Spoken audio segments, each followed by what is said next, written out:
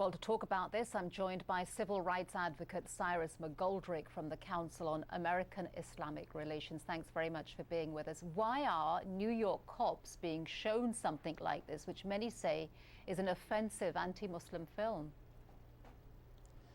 I think we were wondering the same question. I mean, this is an issue that came up almost a year and a half ago when first a Muslim officer came out and was offended by the film, then a non-Muslim officer came forward and was offended by the film. We have been dismissed, callously dismissed, and these allegations have been denied for a year and a half. So honestly, Ray Kelly's apology just now is almost a year late, and he's completely ignoring the issue of why did he lie about it. He was caught in a lie.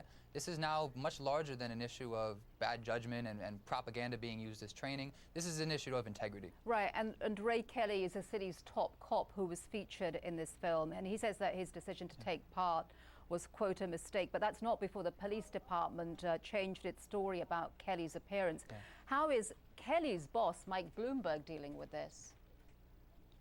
They've been very dismissive of everything, which is kind of typical. It's very condescending. They blame junior officers for their own mistakes and for lapses of judgment. There's been, and really I think the worst part for us is because this is not, honestly, this is not about retribution, this is about correction. This is a policy of Islamophobia that has been institutionalized in this department as seen by the surveillance program.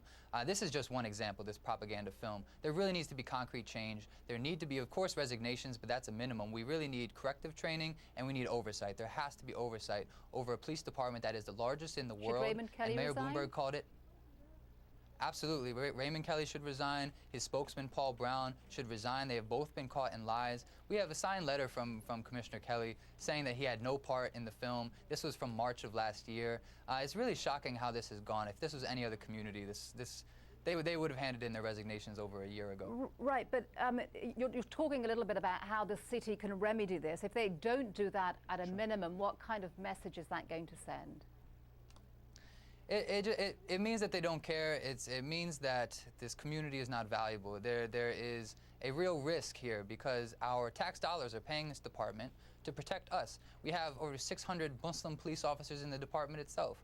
Now, for them to completely ignore the concerns here, for them to ignore calls for oversight, for corrective training, this is much larger than a Muslim issue, mind you. This is almost every community of color, almost every New Yorker who is concerned about their civil liberties has called on them for concrete change, for substantive change, and this needs to come now or we really are at an impasse. This is a complete breakdown of trust. Sorry to interrupt. Any idea how this film ended up being shown to police recruits? Who made that call? That remains to be seen. I'd be very interested to find that out myself. I think the fact that Commissioner Kelly was in it, in his role as the police commissioner, I think that might have led to this being handed over to the police department.